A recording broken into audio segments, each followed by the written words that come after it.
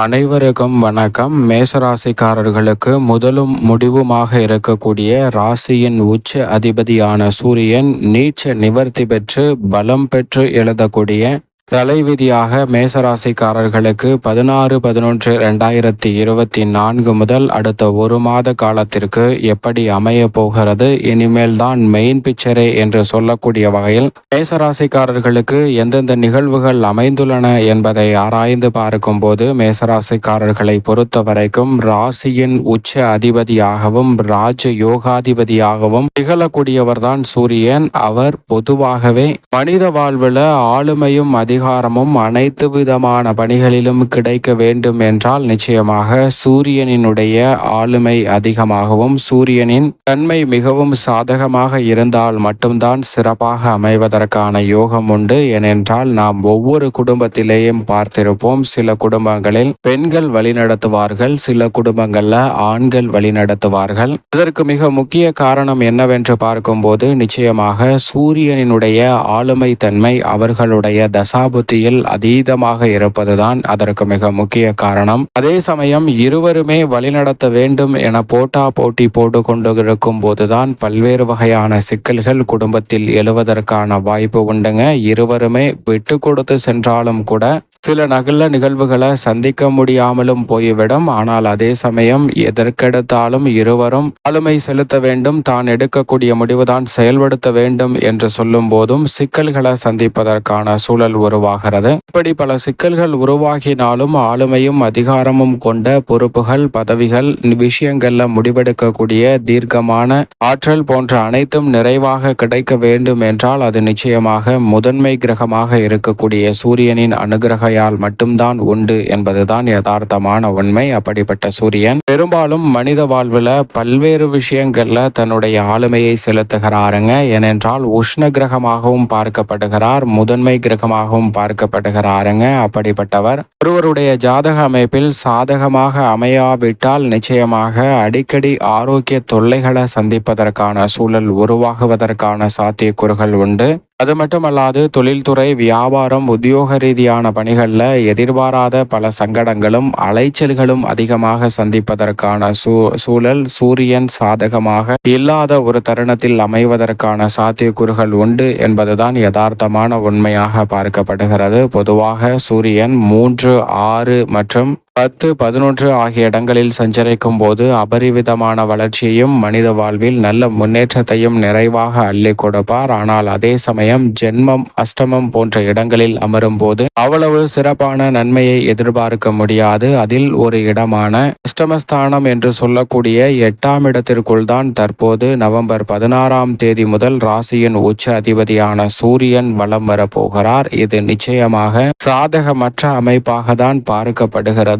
இருந்தாலும் கூட அவர் நீச்ச நிவர்த்தி பெற்று பலம் பெற்று அஷ்டமஸ்தானத்தில் அமர்ந்திருப்பது ஒரு வகையில் சில பணிகள்ல அலைச்சல் அதிகரித்தாலும் கூட அவற்றை வெற்றிகரமாக செய்து முடிப்பதற்கான முதன்மையான யோகம் நிச்சயமாக மேசராசிக்காரர்களுக்கு உண்டு என்பதுதான் யதார்த்தமான உண்மையாக பார்க்கப்படுகிறது. எனவே இந்த தருணத்தில் இனிமேல் தான் மெயின் பிக்சரே என்று சொல்லக்கூடிய வகையில் நீச்ச நிவர்த்தி பெற்று முதலும் முடிவுமாக இருக்கக்கூடிய சூரியன் எழுதிய தலைவிதியாவது பல்வேறு வகையான பணிகளில் நல்ல மாற்றங்களை சந்திப்பதற்கான சூழல் உருவாகக்கூடிய ஒரு தருணமாக அமைய போகிறது. ஏனென்றால் குடும்ப ரீதியான பணிகளை பொறுத்த வரைக்கும் சூரியன் அஷ்டமஸ்தானத்தில் நிலை கொண்டிருப்பதால் நிச்சயமாக உணவு பழக்க வழக்கம் மற்றும் உடல்நல ஆரோக்கியம் சார்ந்த விஷயங்களில் மற்ற ராசிக்காரர்களை விட சற்று கூடுதலாகவே இந்த தருணத்தில் மேசராசிக்காரர்களுக்கு கவனம் தேவை என்பதை ராசியின் உச்ச அதிபதியும் ராஜ யோகாதிபதியுமாக இருக்கக்கூடிய சூரியன் மேசராசிக்காரர்களுக்கு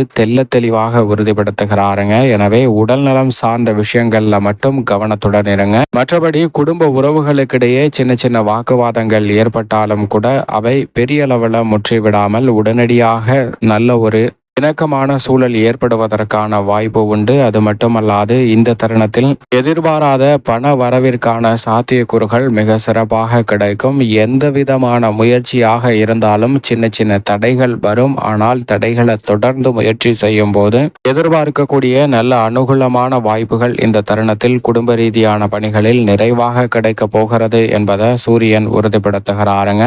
உத்தியோக ரீதியாக பணிச்சுமை அதிகரிக்கலாங்க. வீண் வாக்குவாதங்களை நிச்சயம் நிச்சயமாக தவிர்த்திடுங்க. சற்று வளைந்து கொடுத்து செல்வது இந்த தருணத்தில் ராசியின் உச்ச அதிபதி சூரியன் அஷ்டமத்தில் நிலை கொண்டிருப்பதால் நிச்சயமாக உத்தியோகம் சார்ந்த பணிகளில் மேசராசிக்காரர்களுக்கு தேவைப்படுகிறது. எனவே கவனத்துடன் எதிர்கொள்ள வேண்டிய ஒரு தருணமாக பார்க்கப்படுகிறது. புதிய வேலை வாய்ப்பிற்காக முயற்சி செய்யும் மேசராசிக்காரர்களுக்கு எதிர்பார்த்த வாய்ப்பு கிடைக்கும். ஆனால் சற்று எதிர்பார்க்கக்கூடிய அளவிற்கு வருமான உயர்வு இல்லாத ஒரு தருணமாக தான் பார்க்கப்படுகிறது. சிறு சிறு சலுகைகளை கூட சற்று அலைந்து திரிந்து பெற வேண்டிய சூழலும் உண்டு. கவனத்துடன் இருங்க. தொழில்துறை வியாபாரத்துறை சார்ந்த பணிகளில் அலைச்சல் அதிகரிக்கக்கூடிய ஒரு காலகட்டமாக சூரியன் அஷ்டமத்தில் சஞ்சரிக்கக்கூடிய இந்த தருணம் நிச்சயமாக அமைய போகிறது. ஆனால் இனிமேல் தான் மெயின் பிக்சரே என்று சொல்லக்கூடிய வகையில் அலைச்சல் எவ்வளவு அதிகமாக அதை விட லாபம் பல மடங்கு உயர்வதற்கான வாய்ப்பை நிச்சயமாக சூரியன் அள்ளி கொடுக்கிறாருங்க. சந்தை நிலவரம் தங்களுக்கு சாதகமாக அமைவதற்கான யோகம் இந்த தருணத்தில் உண்டு.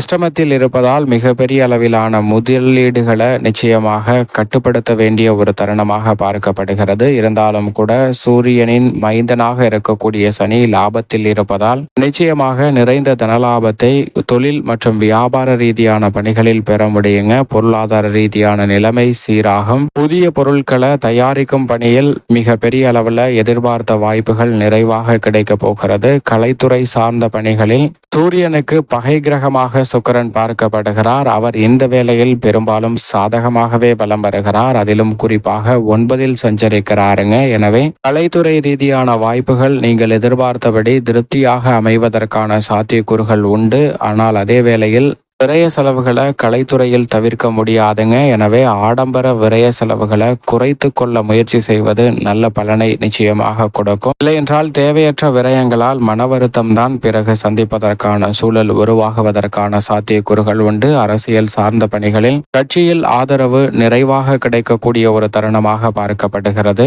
மக்கள் மத்தியிலும் செல்வாக்கு அதிகரிக்கக்கூடிய வகையில் நல்ல வாய்ப்புகள் இந்த தருணத்தில் நிறைவாக கிடைக்கும். எந்த முடிவு எடுத்தாலும் தெளிவாக எடுப்பதற்கான வாய்ப்பு கிடைக்காத ஒரு தருணமாக இருப்பதால் நிச்சயமாக சூரியன் அஷ்டமத்தில் இருக்கக்கூடிய இந்த வேளையில் மிக முக்கிய முடிவுகளை எடுப்பதை தவிர்த்து விடுங்க. மாணவர்களின் கல்வியில் பாதிப்பு இல்லை. ஆனால் உடல்நலத்தில் பெற்றோர்கள் சற்று கூடுதல் கவனத்துடன் இருப்பது நல்லது. பெண்மணிகளின் நலனை பேணி காக்கக்கூடிய குரு 2லும் சுக்கிரன் 9லும் இருப்பதால் பெண்மணிகளுக்கு இந்த தருணத்தில் எதிர்பார்க்கக்கூடிய நல்ல வாய்ப்புகள் உண்டு. அதே சமயம் ஆளுமையும் அதிகாரமும் கொண்ட எதிர்பார்க்கக்கூடிய வாய்ப்புகள் சற்று தடைபடுவதற்கான சாத்தியக்கூறுகளும் உண்டு என்பதை திட்டவட்டமாக உறுதிப்படுத்துகிறார். விவசாயம் சார்ந்த பணிகளில் விவசாயத்துறையின் அதிபதியாக இருக்கக்கூடிய செவ்வாய் சாதகமாக வலம் வரக்கூடிய இந்த வேளையில் எதையும் நன்கு கணித்து செயல்படுவதற்கான வாய்ப்பு மேசராசிக்காரர்களுக்கு உண்டு. எனவே எதிர்பார்க்கக்கூடிய நல்ல மாறுதல்கள் விவசாயம் சார்ந்த பணிகளில் நிறைவாக கிடைக்கும். மேலும் இந்த தருணத்தை மிக சிறந்த மகிழ்ச்சிகரமான தருணமாக மாற்றிக்கொள்வதற்கு நிச்சயமாக வக்ர நிவர்த்தி பெற்று எழுதக்கூடிய சூரியனின் தலைவிதியை சாதகமாகவும் நன்மை நிறைந்தவையாகவும் மாற்றிக்கொள்வதற்கு வாரத்தில் திங்கட்கிழமை விரதம் இருந்து அருகாமையில் உள்ள சிவன் ஆலயம் சென்று தீபம் ஏற்றி வழிபாடு செய்யுங்கள். தங்களுடைய வாழ்வில்